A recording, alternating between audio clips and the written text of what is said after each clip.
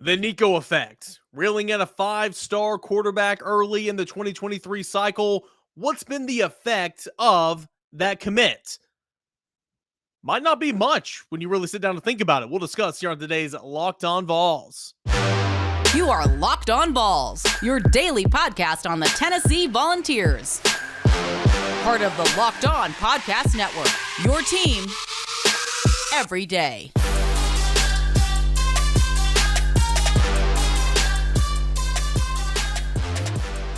Hey, what's up, everybody, and welcome into it. This is Locked On Vols, your go-to Tennessee Volunteers podcast each and every day, Monday through Friday, 5 days a week on YouTube, on Apple Podcasts, on Spotify, on Google Play, wherever you can find it. It is your first listen and your first watch here on the YouTube channel. I'm your host, Eric Cain. I do radio in Knoxville, Tennessee. I also write for the rival site covering the University of Tennessee. That is volquest.com.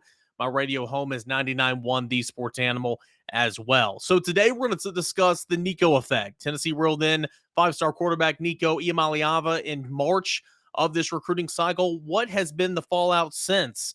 When you compare it to some other teams, more notably in Austin, Texas, it might not seem like a whole lot. A lot of you guys have been asking about that, so I wanted to spend some time giving you my thoughts on what the Nico Effect has been. In segment 2, we'll get with Josh Ward for a little Ward Wednesday on a Thursday. And then finally, we'll conclude this show by giving you a starter spotlight on the linebacker position and Jeremy Banks. Guys, I do want to get something out of the way before we get going. I had someone message me and comment on YouTube. There was a Twitter Tuesday question. I don't have my notes in front of me, so I do apologize. But someone asked what I believe the starting five will be in basketball, and really if Julian Phillips would be in that starting five. I gave you my starting five yesterday of what I think it might be in terms of Zakai Ziegler, Santiago Vescovi, Josiah Jordan-James, Julian Phillips, and then Uros Plavsic. And you can tell that your boy right here is in complete football mode because I completely blanked on Olivier Comeau. Olivier is back healthy. He is playing for his national team this summer. He 100% will be in the starting five without a doubt. So the question again, like I said yesterday, do you want to go small or do you want to bring Julian Phillips off the bench and kind of ease him into a starting role? I could very easily see Rick Barnes to begin the season going with, two bigs, Uros at the 5, and Comeau at the 4 with your typical Ziegler, Vescovi, and then Josiah Jordan-James. When Tennessee wants to play small ball, and maybe this might end up being the starting lineup later in the year, because Tennessee plays small ball an awful lot. You could implement Julian Phillips in there, and then you could play, either him at the 4 or Josiah at the 4, and then Comeau at the 5. So it'll be interesting. You have options, and that's what you want. But I wanted to get that out there. I completely spaced on Olivier Comeau, so I wanted to get that in there. But what about the Nico Effect? Nico Iamaleava, 5-star quarterback. I think we can all agree that Tennessee is fortunate to have a 5-star quarterback committed for the class of 2023. That's huge, right? Tennessee has 14 total commits at current standing, sitting just outside the top 10 per the rival standings at 11th per team recruiting. And, there's going to be tons and tons of top targets that Tennessee's in on coming off the board here in the coming days. Cam Seldon's going to come off the board pretty soon. You've got Stanton Ramel, who I believe will come off the board pretty soon. I think Nathan Laycock will come off the board pretty soon. Jalen Smith announced he's going to go July the 10th. You've got Sham Umarov, who's going to come off the board, we believe, July the 8th. You've got a couple of guys in there that Tennessee's very much involved with that are set to, either pick Tennessee and or some other destination. So we'll have to see exactly how many more Tennessee can get in here pretty soon. Lucas Simmons, another offensive tackle that I believe will come off the board at some point. So we'll have to see. But the Nico Effect, what's it been looking like, since he committed in March of 2022? He actually committed on March the 21st, 2022. All right. He was Tennessee's 6th commit at the time. He was Tennessee's 3rd or 4th offensive commits at the time. Actually, he was the 5th commit overall at the time, the 4th on offense, the one being Jack Luttrell, who was the defensive back. But get this, it's really interesting when you break it down. Tennessee has brought in only one offensive commit since Nico Iamaleava picked the Volunteers back on March the 21st. That one offensive commit that Tennessee has rolled in since Nico was just a couple weeks ago, June the 19th, with running back Will Stallings of Las Vegas, Nevada.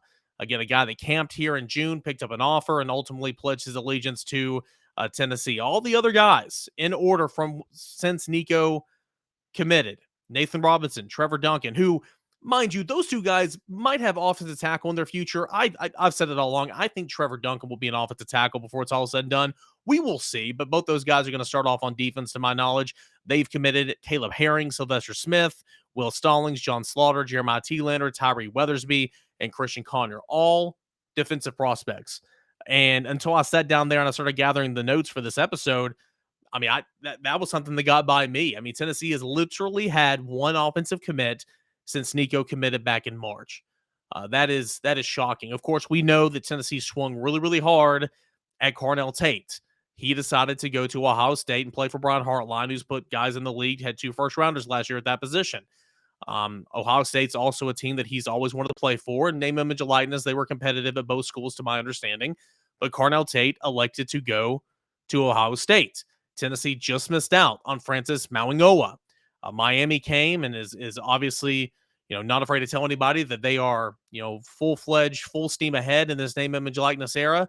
Made things very competitive. I think Tennessee did as well, but ultimately Francis chose Miami over Tennessee. So a lot of you guys are sitting here saying, hey, I thought once Nico committed that Tennessee was going to get commit after commit after commit after commit, especially on the offensive end, because people want to come and play with that type of talent.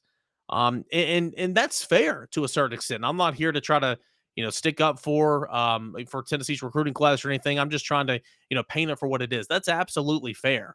Kyler Casper is a guy that reclassified and went ahead to Oregon for the class of 2022, actually. So he was another top wide receiver that was on the board for Tennessee before he left. And then it was Carnell Tate, of course. And then, offensive tackle, it was Francis. Tennessee was in on some running backs, Roderick Robinson, Jeremiah Cobb. They elected to go, elsewhere. Tennessee was in on another offensive lineman and, not a local talent, but an East Tennessee guy from the Chattanooga area of Bryson Sanders. Tennessee liked Bryson Sanders. He elected to go to Ole Miss. I will say this.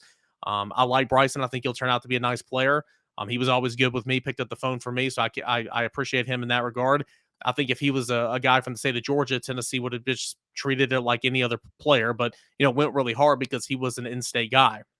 So those of you that are saying, well, has there even been an effect for Nico, and saying, questioning whether there has been or saying that there hasn't been, I think that's fair. I will say this. It's not like, and again, there's been tons of defensive commits since Nico's joined the class. But like I said, getting Caleb Herring to jump in as early as he did back in April is huge, because Caleb Herring, the number 1 player in the state of Tennessee for the 2023 class, it was a given he was coming here, right? But getting him to jump in early, he's going to be a big piece of this class, obviously. Getting guys who have long been linked to Tennessee, like John Slaughter, Jeremiah T-Lander, and Christian Conyer here recently to go ahead and commit, has been huge. And Nico's been recruiting all these guys. I will say this, and I'll say it with Josh coming up in segment 2, and I said it, I believe, on yesterday's show. I believe Tennessee would not have been in the race for Kyler Casper. I don't think Tennessee would have been in the running for Carnell Tate. And I don't believe Tennessee would have been in the running for Francis Mauigoa whatsoever, if not for Nico. I 100% believe that. I mean, take Francis, for example. Nico begged Francis, kept on him, just to get up to campus for the Rocky Top of Palooza, the Memorial Day premier recruiting event at the end of May. He came. Francis said, okay, I'm going to come back on an official visit. I'm going to give Tennessee a chance. He came back. Tennessee's coaching staff took over from there, and they just missed out. Grenades and what's that? Grenades and horse. Oh crap! What's the name of that? Oh my gosh, what is it? That the thing with the little horseshoes and hand grenades. There it is. Coming close. That's the only thing it counts for, right? So I understand Tennessee missed out on those guys, but Tennessee 100% would not have been in the running for any of those guys. You hope sooner rather than later that Tennessee not only is in the running for those guys, but some guys go ahead and say, all right, I'm going to come to Tennessee. Now, Nico was all over John Slaughter. He was all over Christian Conyer. He was all over Caleb Herring. He was all over a bunch of these guys who have jumped in the boat since him. He's been all over these offensive tackles. He is in good communication with Sham. He's in good communication with Lucas Simmons. He's in good communication with Stanton Ramel. He's in great communication with Nathan Laycock, the wide receiver, who I think will become a volunteer sooner rather than later, but we'll see exactly, what's happening there. I mean, Nico's still recruiting his tail off. He is the perfect example of what an in-class recruiter truly is. But quickly, let's stack it up against what's going on over in Austin, Texas, since Arch Manning came into the fold. Arch Manning, 5-star quarterback, number 1 player in the country by pretty much every single publication out there, committed to Texas on June the 23rd. Since then, you have 4 offensive linemen who have committed on the offensive end, a 4-star wide receiver, and then another 4-star wide receiver. So 2 4-star wide receivers, a pair of 4-star offensive linemen, and 2 3-star offensive linemen who have committed to Texas since Arch Manning committed on June the 23rd. They picked up a couple of defenders as well, a 4-star defensive tackle, a 4-star defensive back. They picked up a 4-star linebacker. So Texas, who sits at number 3 with 18 total commits, is truly seeing the effect, the Manning effect, the Arch effect, right? And so you're seeing it differently than what Nico is doing, at least for Tennessee. And again, in no way, shape, or form am I blaming a high school rising senior for not reeling in or closing the deals and bringing in some of these prospects. Tennessee wouldn't be even in the running for some of these guys if it wasn't for Nico. So, what happens from here? Do I still think Tennessee will be a top 10 class? Yes, I do. I believe Tennessee will be a top 10 class. Do I think Tennessee, we're going to know exactly the direction of this class by the end of July? Absolutely. Again, Tennessee needs to reel in 2 of the 3 offensive tackles and Sham, Lucas Simmons, and Stanton Ramel. Tennessee needs to get 2 or 3 of those. You need to go 66%. You've got to. Tennessee needs to close the deal on Cam Stelton and Nathan Laycock. I like where Tennessee is in those positions. We'll see what happens. And I think those 2 guys will come off the board pretty soon. Tennessee needs to go ahead and finish things up with Jalen Smith, an inside linebacker. We'll see. Can Shadavion Bradley get back to campus at the end of July? Nico has been on him as well. When I spoke to Shadavion Bradley at the Rocky Top of Palooza, he said Nico was all over him that day.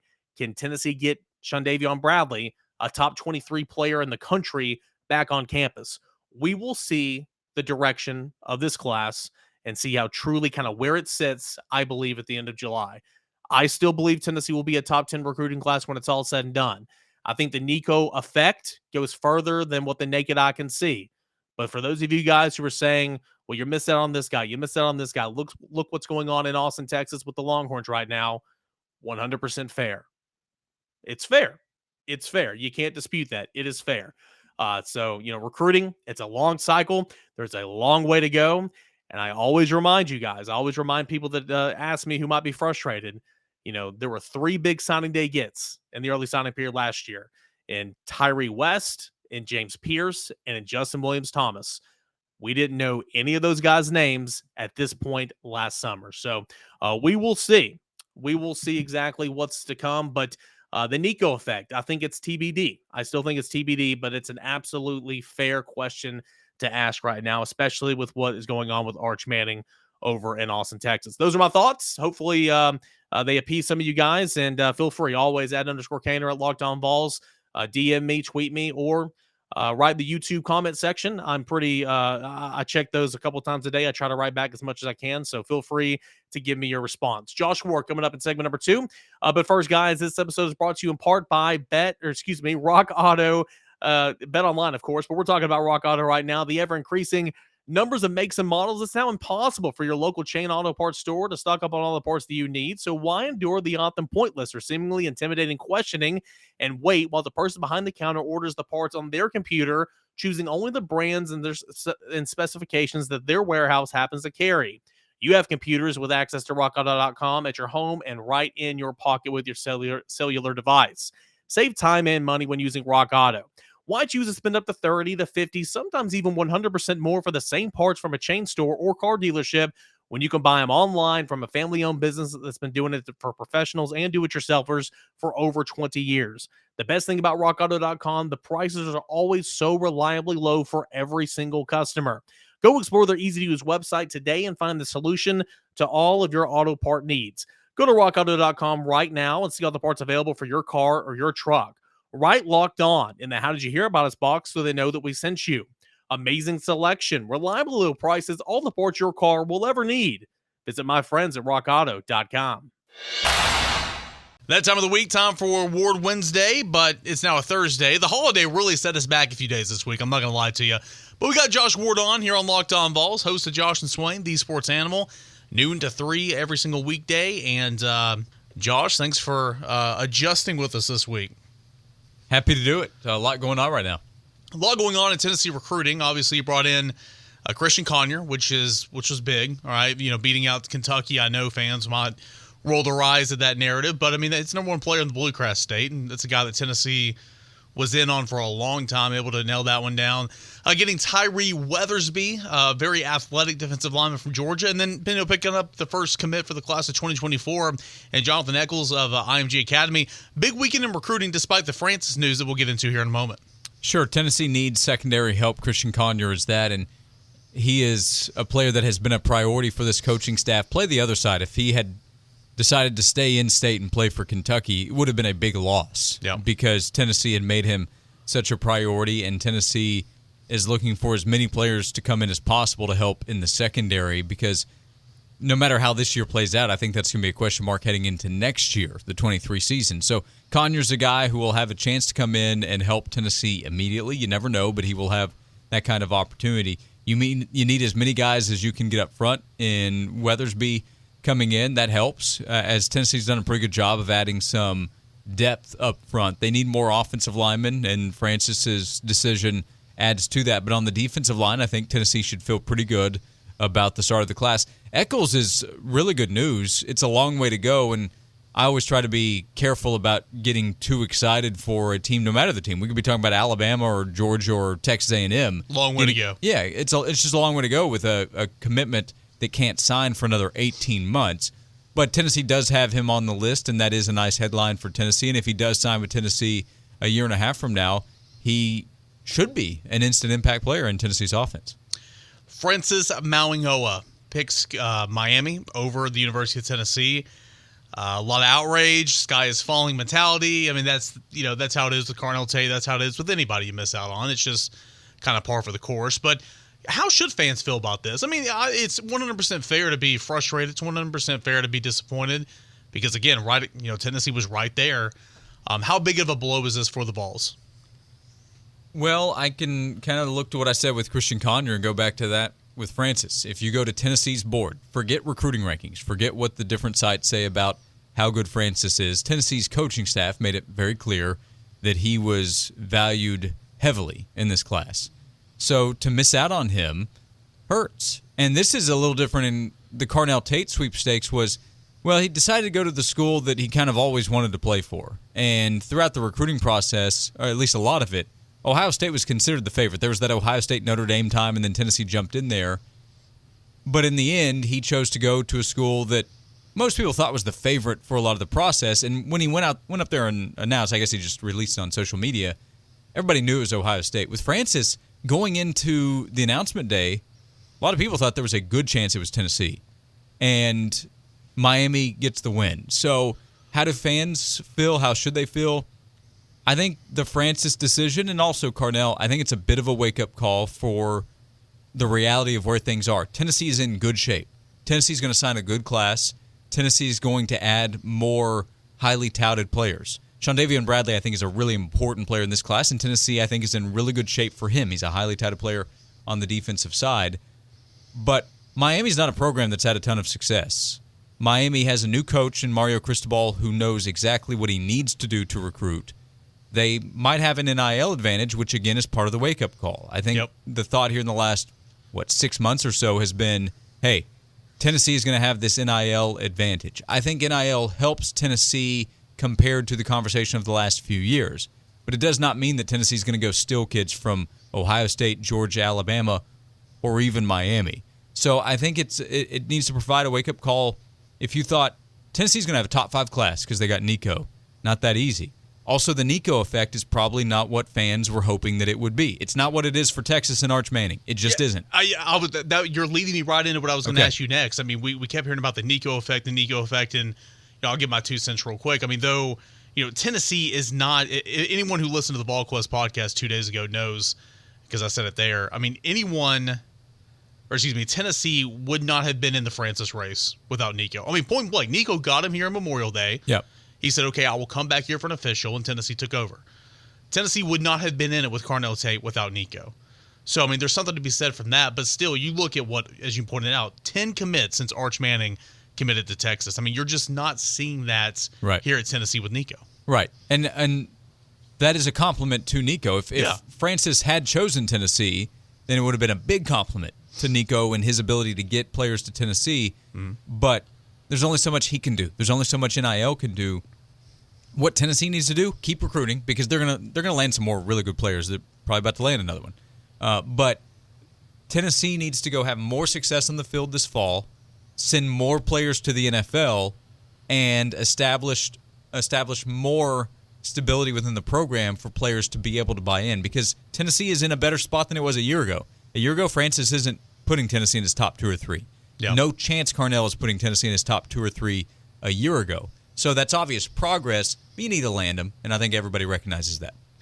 Cam Seldon going to make his decision very, very soon. Tennessee, in my opinion, in pretty good shape there. You've got Jalen Smith, who Tennessee is in great position there. I think he's coming up on the 10th.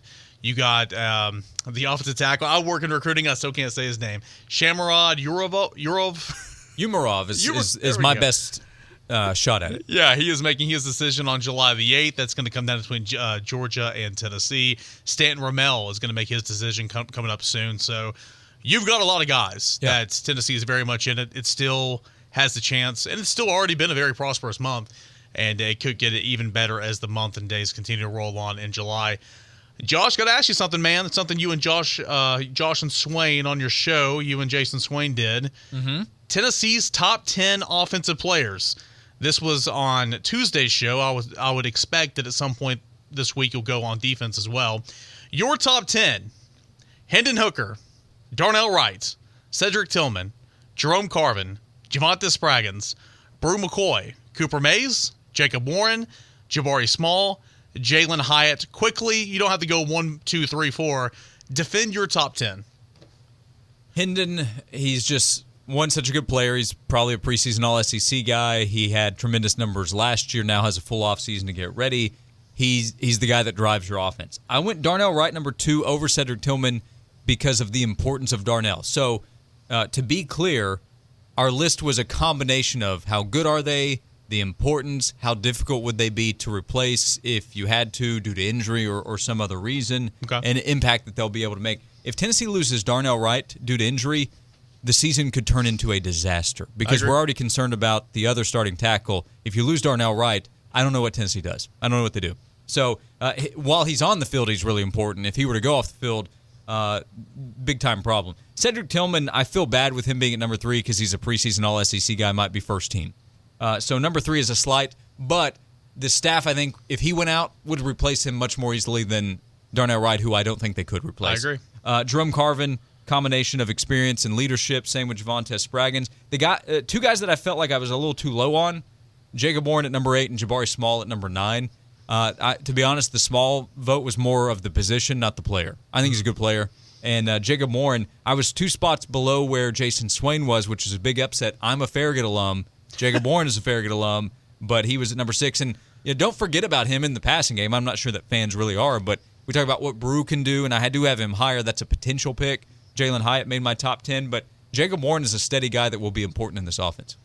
And for those wondering, Jason Swain's top 10, Darnell Wright, Cedric Tillman, Hendon Hooker, Jerome Carvin, Jabari Small, Jacob Warren, Javonte Spraggins, Brew McCoy, Cooper Mays, and Princeton Fant. A lot of guys appearing on both of y'all's list. Our top 9 in different order, we had the same players. Yeah. His 10th was Princeton Fant. My 10th was Jalen Hyatt. Yeah, so I'll be interested to see your list on the defensive side of the football as well. So a lot of good stuff on Josh and Swain this week. Yeah, we're going to do that later this week. I think Thursday's show, we're doing a top 10 defensive list. Our biggest takeaway with this offensive list was once we got to 11 through 20, it's going to be a tough list to put together, and we didn't actually go 11 through 20, but we both agreed that we probably would be putting a lot of freshmen, some freshman receivers, Justin Williams-Thomas at running back, and that would be hey, well, they have upside. We haven't seen them yet, but they have upside.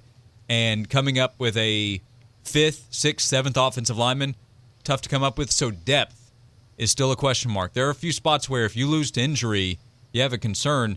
Actually, Hendon Hooker at quarterback, he's probably one of the guys you feel better about compared to other backups at other positions. But it's a reminder. I think the defensive list will show the same. That's my guess, is that depth 11 through 20, you start to run into bigger questions.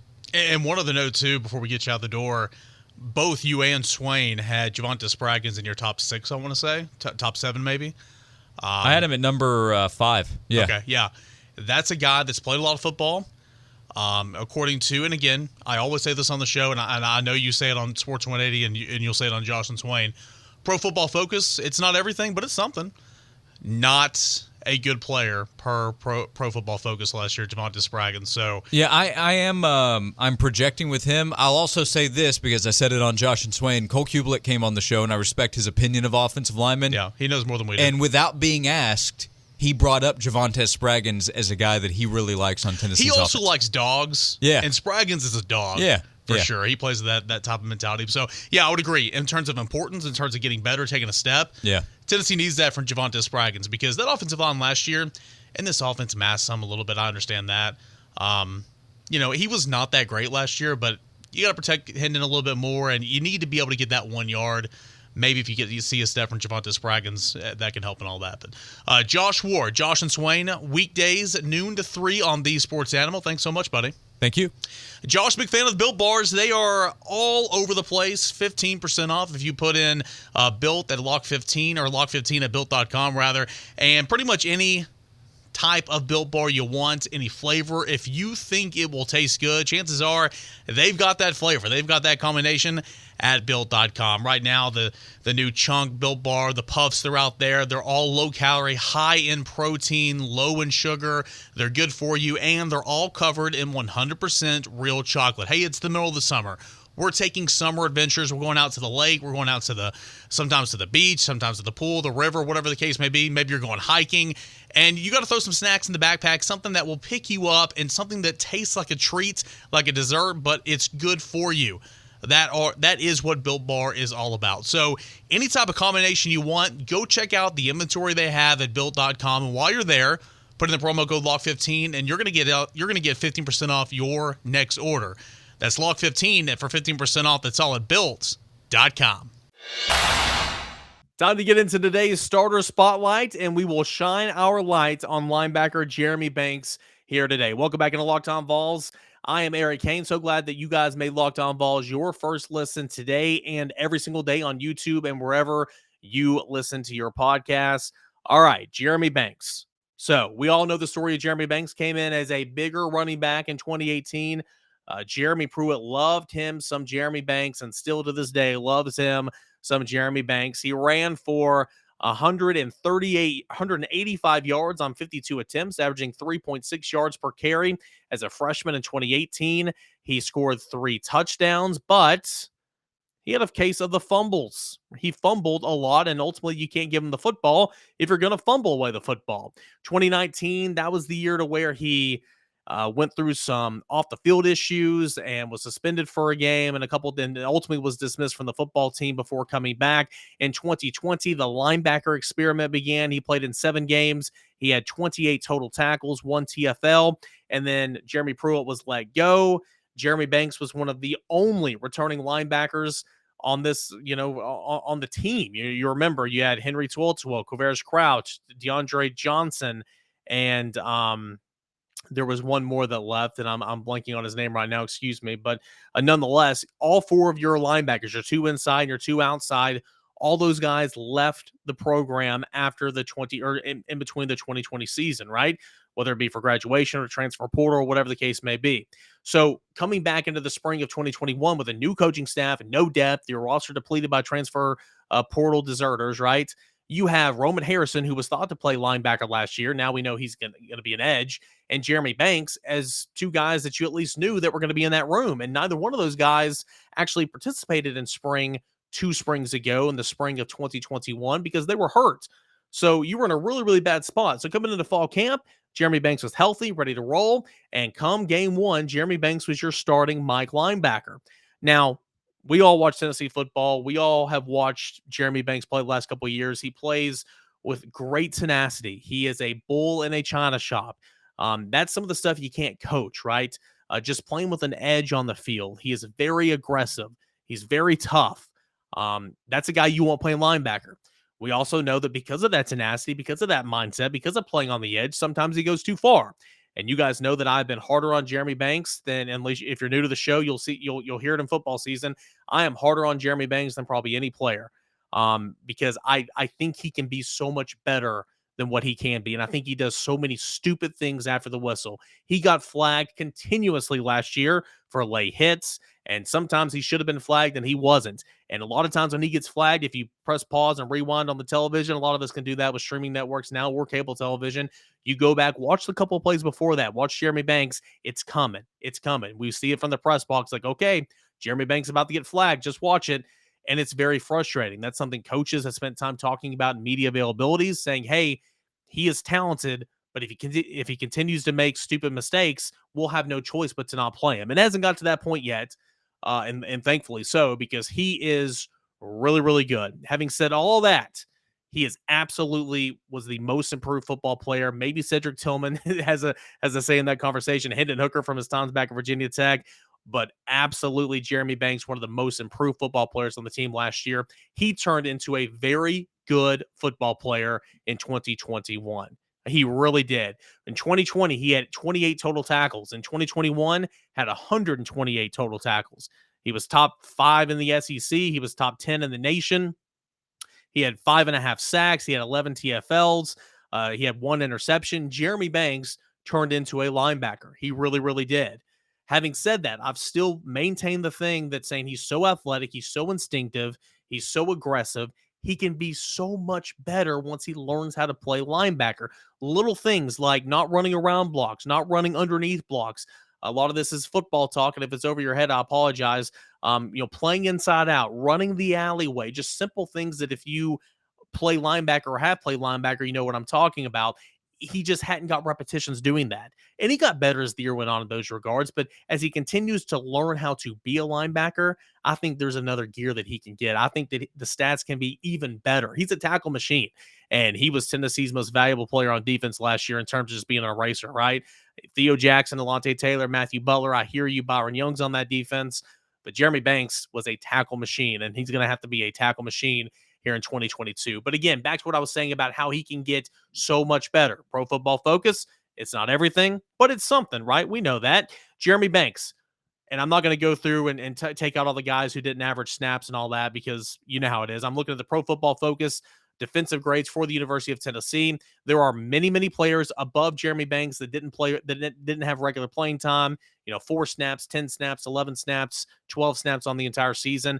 We would take those out to make it, more realistic. But on the list, he was ranked 35th in terms of Tennessee defensive players with his overall grade. Now, he did play 747 snaps last season. He missed a half against, I believe it was Ole Miss, maybe South Alabama. I can't remember. It was a home game. He missed the first half for breaking team rules, but only came back, and that was the only disciplinary action that he saw all season long, which is good. But his overall grade last year per Pro Football Focus was 56.9. And as we know, per the grading scale, that is considered a replaceable player. Jeremy Banks is not a replaceable player on this defense. We know that. He's one of Tennessee's best defensive players. But that's what I'm saying. He has so much more room to get better. His best games last year per Pro Football Focus came against South Alabama, where he graded out at 85.5%. Total tackles. He had 6 total tackles in that game. Another game that he was really, really good in, 72.5% against Vanderbilt. He had 11 total tackles. And he graded out at 72.5% per Pro Football Focus. 71.9% against Bowling Green. Those are the high marks on the season per the grading scale. However, he graded out at 40.8 against South Carolina. That is not good. He graded out at 49.8 against Alabama, at 50.5 against Kentucky, at 45.9 against Georgia. Do we see a common thread here against Tennessee's best competition last year? Jeremy Banks' grades per Pro Football Focus, and I would imagine that it's reflective of Brian Jean-Marie's grading scale as well inside that linebacker room and watching the tape. He played his poorest. Now, sometimes the tackle, that's the thing about linebackers, sometimes you can grade out poorly and still lead the team tackles. Trust me, I've benefited from that an awful lot. 14 tackles against Ole Miss. He had 18 tackles against Purdue.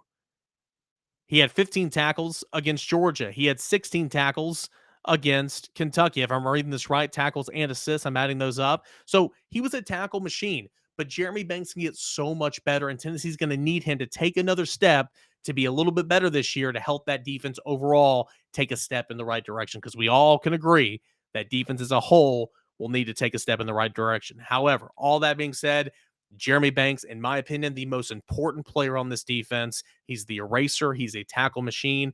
And at linebacker, he holds everything together. The front, the back. Jeremy Banks is so important. Byron Young is very much important. Those safeties, Trayvon Flowers, Jalen McCullough, whoever plays cornerback, those guys are important. Depth on the front, those guys are important. Jeremy Banks, in my opinion, is the most important player on this defense. And he's going to have another year, stat-wise like he did last year. And hopefully with him fixing some of those those are so easily correctable as well. So easily correctable. Those little things that I spoke on, like not running around blocks, underneath blocks, playing inside out, that type of stuff. Maybe his grades can get a whole lot better too, and that can result into making better plays as well. But Jeremy Banks, one of Tennessee's best players overall on the team, the most important player, in my opinion, on that defense, is today's starter spotlight. All right, that's going to do it here for today. We talked about the Nico effect. We heard from Josh Ward, and we shined our spotlight on starter Jeremy Banks at the linebacker position. Thank you so much for making Locked On Vols your first listen. Now check out Locked On SEC with Chris Gordy. Make that your second listen, right behind Locked On Vols, which is your first listen each and every day. Guys, thank you so much for your support, comments, and the YouTube channel. Please like us. Please subscribe to the YouTube channel. We are over 2,000. We want to keep going. We want to reach 3,000 by football season. And then once we get there, guys, this sucker is going to explode. If you're listening to us on Apple Podcasts, throw me a 5-star review. Throw me a little nice review there as well. That would be greatly appreciated. Anything to help the algorithms. Thank you guys so much, as always, for listening. We'll be back at it again tomorrow for a Friday. Until then, enjoy the rest of your Thursday, everybody.